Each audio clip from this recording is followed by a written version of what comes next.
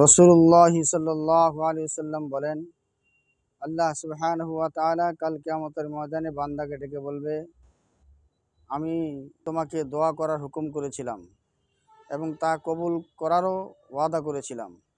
তুমি কি দোয়া করেছো? বান্দা বলবে, হ্যাঁ আমি দোয়া করেছিলাম।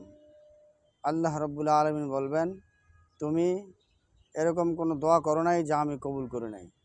তুমি অমুক দোয়া করেছো যাতে তোমার অসুবিধা এবং কষ্ট দূর হয়ে যায়, আমি তোমার অমুক কষ্ট দূর করে দিয়েছিলাম দুনিয়াতেই। এবং তুমি অমুক দোয়া করেছিলে যাতে তোমার মুসিবত দূর হয়ে যায়, কিন্তু তার কোনো ফলাফল তুমি দুনিয়াতে দেখোনি। আমি তোমার সেই দোয়ার প্রতিদান আমি আখিরাতের জন্য ইহা রেখেছি।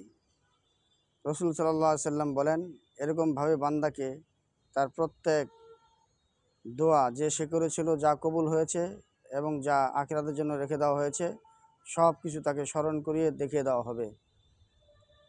তখন বান্দা আল্লাহর পক্ষ থেকে এত জাযা দেখে সে আফসোস করে বলবে, যদি একটি দোয়া আমার দুনিয়াতে কবুল না হতো।